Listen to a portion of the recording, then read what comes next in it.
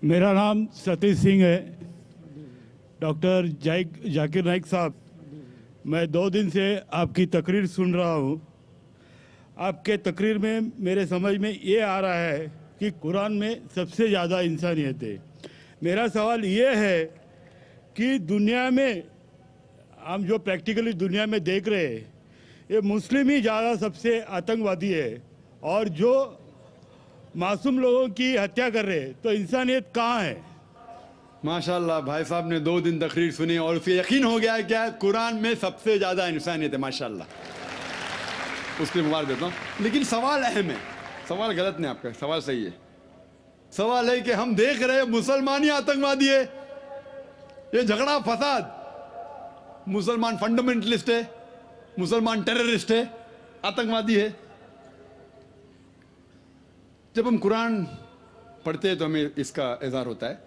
लेकिन ये है क्यों गलतफहमी, जिस तरीके से मीडिया गलतफहमियां फैलाती है, हम उसको इग्नोरेंस में, अनजाने में मान लेते हैं। टेररिस्ट के मानी क्या है? मैं कहता हूं हर मुसलमान टेररिस्ट होना चाहिए, आतंकवादी होना चाहिए। आतंकवादी की मानी क्या है तो समझ लो। टेररिस्ट उसे कहते हैं जो इंसान दूसरे इंसान के दिल में टेरर पैदा करता है। अगर कोई चोर पुलिस को देख रहा है तो उसके दिल में टेरर आता है, खौफ आता है। उस चोर के लिए पुलिस टेररिस्ट है। इस तरीके से हर मुसलमान, कोई भी एंटी सोशल एलिमेंट मुसलमानों को देखता है, उसके दिल में खौफ आना ही चाहिए। अगर कोई चोर मुसलमान को देखता है, कोई बलात्कार करने वाला मुसलमान को देखता है, कोई भी एंटी सोशल एलिमेंट मुसलमान को देखता है, उसके दिल में खौफ होना ही चाहिए। कुरान मजीद में अल्लाह ताला फरमाते हैं सूरह अनफाल में, सूरह नंबर 8 आयत नंबर 60 में, खौफ पैदा करो उन लोगों के दिल में जो लोग एंटी सोशल है, जो हक को इनकार करते हैं, उनके दिल में खौफ डालो। लेकिन सवाल यह है कि कई बार एक शख्स एक काम करता है, उसे 2 लक़ब दिए जाते हैं। मिसाल के तौर पे हिंदुस्तान 60-70 साल के पहले अंग्रेज हम पर हुकूमत करते थे। कई साल किया। बहुत से हमारे इस देश के हिंदुस्तानी थे जो इस देश की आजादी के लिए झगड़ा कर रहे थे। इनको अंग्रेज कहते थे आतंकवादी, टेररिस्ट। हम आम हिंदुस्तानी कहते थे देशभक्त, फ्रीडम फाइटर, पेट्रियट। वही आदमी, वही काम, 2 लक़ब, 2 टाइटल। अगर आप अंग्रेज की बात मानते हैं, अंग्रेज कहते हैं हमें इस देश पे हुकूमत करने का हक है। अगर उनको हक है तो ये लोग को हम टेररिस्ट बिल्कुल सही कहेंगे। लेकिन आम हिंदुस्तानी कहता है ये अंग्रेज तो तिजारत करने आए थे, इनको हम पे हुकूमत करने का क्या हक है? तो हम कहेंगे ये लोग हैं देशभक्त, फ्रीडम फाइटर्स, पेट्रियट्स। सेम आदमी, सेम काम, 2 लक़ब। वही आदमी, वही काम, 2 लक़ब। अगर आप अंग्रेज की बात को मानते हैं कि अंग्रेज को हक है इस देश पे हुकूमत करने का, हम मानेंगे कि वो आतंकवादी है, चाहे वो भगत सिंह हो या। लेकिन आम हिंदुस्तानी कहेंगे नहीं, ये तो देशभक्त है। तो आप किसके नजरिए से देखते हैं चीज को, फिर आप फैसला करेंगे वो आतंकवादी है कि देशभक्त। आपके हिसाब से भगत सिंह देशभक्त था क्या आतंकवादी था? सतीश भाई, देशभक्त। देशभक्त, आतंकवादी नहीं था ना? था के भगत सिंह देशभक्त था क्या आतंकवादी था? देशभक्त, देशभक्त। हाँ, मैं भी समझता हूं देशभक्त था। हम अंग्रेज की बात को नहीं मानते। तो जब अंग्रेज टेलीविजन पे कहते हैं, CNN BBC पे, कि मुसलमान आतंकवादी, आप क्यों मानते? सवाल वो नहीं है। मेरा जो सवाल था, आता हूं, मेरा पूरा जवाब मुकम्मल नहीं हुआ। जवाब मुकम्मल होगा फिर आपको मौका दूंगा। मैं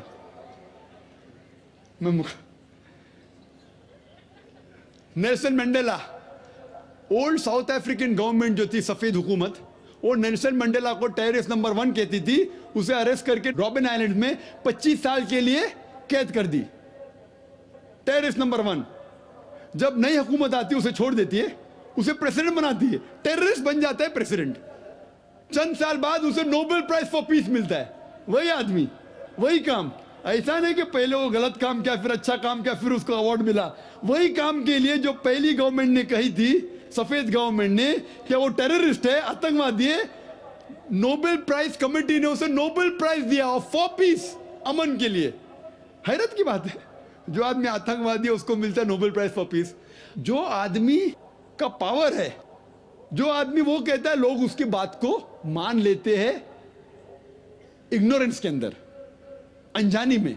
लेकिन कुरान कहता है सूरह इसरा में, सूरह नंबर 17 आयत नंबर 81 में, वकुल जाल हक वज़ाक़ल बातिल इन्नल बातिल काना ज़हूक़ा। जब हक बातिल से टकराती है, बातिल का सर्वनाश हो जाता है। ब्रिटिशर्स अमेरिकन के ऊपर हुकूमत करते थे। अमेरिकन रेवोल्यूशन हुआ 18 सदी में। ब्रिटिशर्स कहते थे, मैं लंदन गया था 2 महीने पहले, वापस से जाऊंगा 2 हफ्ते बाद। वो बॉम्ब ब्लास्ट हुआ था ना, बॉम्ब ब्लास्ट हुआ था, पता है, 7 जुलाई को। तो लोग आए थे, खराब है, मैं भी बोला ठीक है खराब है। तो वहाँ टोनी ब्लेयर आने वाले थे, वक्त नहीं मिला तो अपने चीफ ऑफ पुलिस को भेजे, बाद में मेयर आए थे। तो मैंने उनसे पूछा, आपकी देश, इस देश ब्रिटिश गवर्नमेंट जब हुकूमत कर रही थी अमेरिकन गवर्नमेंट पे 18 सदी में, वो जॉर्ज वॉशिंगटन और बेंजामिन फ्रैंकलिन को टेररिस्ट नंबर 1 कहते थे, टेररिस्ट। उसके बाद जॉर्ज वॉशिंगटन बन जाता है प्रेसिडेंट ऑफ यूएसए, टेररिस्ट बन जाता है प्रेसिडेंट ऑफ यूएसए। वो गॉडफादर है, गुरु है, किसका? जॉर्ज बुश का भी, ठीक है ना, जॉर्ज बुश का गुरु है। वो जो आतंकवादी आप कहते थे, उसके शागिर्द के दोस्त भी आप है। क्या बात है, आपका नजरिया क्यों बदल रहा है? आप कहते थे टेररिस्ट चंद सदी पहले, अभी आप उनके दोस्त थे। तो हमें यह तहकीक करना चाहिए कि क्यों उसको वो लक़ब मिला।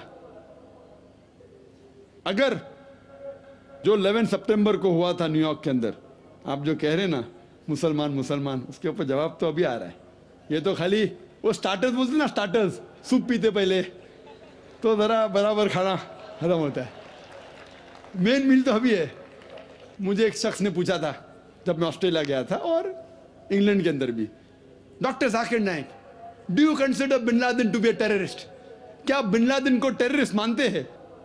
तो मैंने कहा, भाई मैं बिन लादेन को जानता नहीं हूं, मैं यही नहीं कह सकता हूं वो टेररिस्ट है क्या, नहीं अच्छा है क्या बुरा, मैं नहीं जानता हूं। कुरान में लिखा है सूरह हुजुरात में, सूरह नंबर 49 आयत नंबर 6 में, कि जब भी कोई बात कोई कहता है, पहला तहकीक करो, फिर दूसरे तक पहुंचाओ। अगर मैं CNN और BBC की बात मानूं तो मुझे कहने पड़ेगा कि बिन लादेन टेररिस्ट है, लेकिन मैं क्यों मानूं बात उनकी? क्योंकि मैं आदमी हूं जो घूमता हूं मीडिया में, जानता हूं माशाल्लाह। तो मैं कहता हूं ना बिन लादेन मेरा दोस्त है ना मेरा दुश्मन है, मैं नहीं जानता हूं।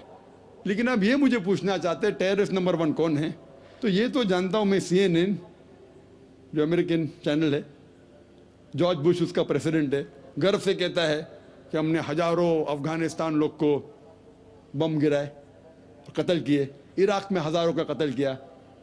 ठीक है, मान भी लो बहस के तौर पे बिन लादेन ने किया, मान लो, मैं नहीं कहता हूं, मान लो बिन लादेन ने किया कि 11 सितंबर को ट्विन टावर को अटैक किया और 3000 या 5000 लोग मरे। लेकिन अगर 3 या 4000 लोग मरे, 5000 लोग मरे, उसका ये मतलब नहीं होता है कि आप उससे डबल लोग को अफगानिस्तान में मारे एक आदमी की वजह से। कर सकते? अरे बिन लादेन को पकड़ के मारो ना, अगर मानना है तो। अगर उसने किया, सबूत है तो सबूत पूछते अफगानिस्तान गवर्नमेंट ने, मरने कि सबूत क्या है, वो सबूत देता टोनी ब्लेयर को। है सबूत पूछ रहा अफगानिस्तान कि आप मुझे सबूत दो, सबूत क्या है तो हम उस पर तहकीक करेंगे, सजा देंगे उसको। वो सबूत देता मुशर्रफ को, पूछ रहा है आपका। किधर का इंसाफ है ये? किधर का इंसाफ है? प्लेन भेजते हजारों लोग का कत्ल किए अफगानिस्तान में, इराक में। मैंने कहा यूके में, ऑस्ट्रेलिया में, यहां भी अगर टेररिस्ट नंबर 1 है तो जॉर्ज बुश है।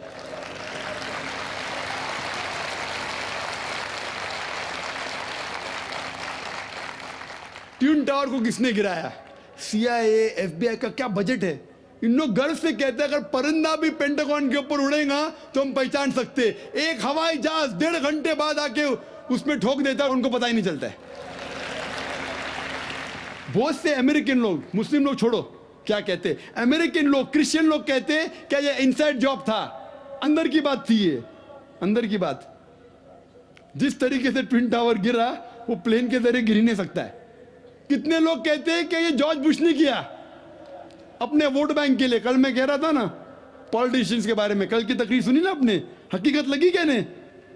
क्या होगा, 5,000 लोग को मारो, वोट तो मुझे मिलेगा। $1 ट्रिलियन नुकसान, क्या फर्क पड़ता है? अगर नहीं गिराऊंगा ट्विन टावर को तो मैं थोड़ी इलेक्शन में आऊंगा। क्या करो, 1,000 लोग का कत्ल करो, नुकसान करो करोड़ रुपए का, मैं तो आ गया वापस सीट पे। ये मैं नहीं कह रहा हूं, ये मैं नहीं कह रहा हूं, ये अमेरिकन लोग कह रहे। तो गलत है, मैं नहीं कह रहा हूं कि जॉर्ज बुश ने गिराया। मैं जानता ना, मैंने तहकीक थोड़ी की। मैं कह रहा हूं कि बाकी लोग क्या कह रहे। अमेरिकन लोग कहते हैं कुछ लोग कि बिन लादेन ने क्या कुछ ने कहा, जॉर्ज बुश। लेकिन ये तो मैं जानता हूं कि मैं टीवी पे जो देखा हूं वो खुद के चैनल के ऊपर कि जॉर्ज बुश गर्व से कह रहा 1,000 लोग को मैंने मारा हूं, इसीलिए मैं जॉर्ज बुश को टेररिस्ट नंबर 1 कहता हूं। कल मैंने कहा कि बाबरी मस्जिद में जो हुआ हिंदुस्तान में, गुजरात में क्या हुआ, वोट बैंक के लिए हिंदू मुस्लिम में झगड़ा करो। बाबरी मस्जिद को कौन जानता था पहले? आप जानते थे? सुने थे बाबरी मस्जिद के बारे में? ये दंगे फसाद के पहले 1985 के पहले सुने थे? नहीं सुना था। मैं भी नहीं सुना था। ये वोट बैंक के लिए झगड़ा फसाद, 1,000 लोग मारे गए। गुजरात में जो हुआ क्या सही हुआ? अगर पुलिस चाहती तो, हमारे हिंदुस्तान पुलिस में माशाल्लाह इतना पावर है कि अगर चाहती तो दंगा फसाद हो ही नहीं सकता। बंबई में जो हुआ 1992 में, इफ द पुलिस वांटेड, किसकी जरूरत के बाहर रास्ते पे आए? लेकिन वो पॉलिटिशियन की इजाजत है, यहां मत जाओ वहां मत जाओ, यहां हंगामा करो, यहां कर्फ्यू लगाओ वहां मत कर्फ्यू लगाओ, यहां मुझे वोट मिलेगा वहां नहीं मिलेगा। आप समझे ना? तो ज्यादातर चाहे इंग्लैंड में हो या अमेरिका में हो या हिंदुस्तान में हो, कोई भी पॉलिटिशियन हो, तो ये पॉलिटिशियन की हरकतों की वजह से, जैसा मैं कल कहा, तो लेबल लग गया अभी मुस्लिम लोग पे टेररिस्ट। अगर आप जानते गुजरात में कितने लोग के मां का अपने आंख के सामने बलात्कार हुआ, बलात्कार करने वाला पड़ोसी है, उसके ऊपर कोई एक्शन नहीं लिया जा रहा है, तो वो कानून अपने हाथ में लेता है, गलत करता है, हम भी लेता है, क्या करे? सब समझ रहे? तो हमें यही जानना चाहिए इस आतंकवाद की जड़ क्या है। तो हमें जड़ पे जाना चाहिए और जड़ को खत्म करना चाहिए। अगर हम एक हो जाएंगे, अपनी किताब एक खुदा में माने, सिर्फ खुदा से डरे, जो खुदा की बात मानता उसको वोट दे, ना कि दंगे फसाद करे। आप समझ रहे? तो इंशाअल्लाह अमन होगा। और आप देखेंगे इसके बावजूद, इतना होने के बावजूद, अमेरिका में एक न्यूज है कि 9 महीने बाद 11 सितंबर के बाद 34,000 अमेरिकन ने इस्लाम कबूल किया। क्यों? जितना मीडिया इस्लाम के खिलाफ बात कर रही है, उतना ही इस्लाम फैल रहा है। मैं जब तकरीर करने जाता था 11 सितंबर के पहले अमेरिका में, मजमा होता था माशाअल्लाह 1,000 लोग का। ये अमेरिकन बहुत कम आते थे, अभी जाता हूं तो बड़ी तादाद है। ये जानना चाहते क्या इस्लाम में? आप भी आ जाए, शायद 11 सितंबर के पहले नहीं आते थे, बराबर कि नहीं? आप जानना चाहते हैं क्या मजहब है ये आतंकवादी मजहब, मैं भी तो देखूं। आके मुतासिर हो गए क्या नहीं? अल्हम्दुलिल्लाह। दंगे की चोट पे कहता हूं, मैं क्यों डरूं किससे? क्योंकि अल्लाह ताला फरमाते हैं सूरह अल इमरान में, सूरह नंबर 3 आयत नंबर 54 में, मकरुम मकरल्लाह वल्लाहु खैरुल माकिरीन। उनने प्लान किया, प्लानिंग की, अल्लाह ने भी प्लानिंग की। सबसे बेहतरीन प्लानर अल्लाह है। ये वेस्टर्नर्स प्लानिंग कर रहे कि इस्लाम को दबाने को, इस्लाम और बढ़ रहा है और फैल रहा है। जितने दबाने की कोशिश कर रहे हैं, फैल रहा है। मीडिया कहती है कि इस्लाम में खवातीन के हुकूक नहीं है। 2/3 ऑफ द पीपल एक्सेप्टिंग इस्लाम, 66% के ऊपर जो लोग इस्लाम कबूल कर रहे हैं अमेरिका और यूरोप में, वो वुमेन है, औरतें। अगर औरतें को हुकूक हक नहीं मिलते इस्लाम में, तो ये अमेरिकन औरतें इस्लाम क्यों कबूल कर रहे, यूरोपियन औरतें क्यों कबूल कर रहे? क्योंकि इनको इस्लाम में जितने खराबी दुनिया में है उसका हल मिल रहा है। योन रेडली थी एक ब्रिटिश रिपोर्टर जो अफगानिस्तान में गई थी रिपोर्ट करने के लिए तालिबान के वक्त। जिस तरीके से सलूक किया तालिबान ने उनके साथ, मैं तालिबान का दोस्त नहीं हूं भाई, तो आप बोलेंगे तालिबान का एजेंट आ गया। मैं ना बिन लादेन को जानता हूं ना कोई तालिबान को जानता हूं, हक की बात कहता हूं, डरता नहीं हूं। अगर ब्रिटिशर्स ने कहा कि भगत सिंह टेररिस्ट है, मैं उनके खिलाफ हूं, डरता नहीं हूं। तो योहान रेडली ने इस्लाम कबूल किया, बाद में गई थी खिलाफ लिखने के लिए, मुतासिर हो गई, मुस्लिम बन गई। तो इसीलिए हमें हक की तहकीक करना चाहिए और हमें जो लोग हक के खिलाफ है उनके साथ जंग करना चाहिए, तभी इस दुनिया में अमन होगा।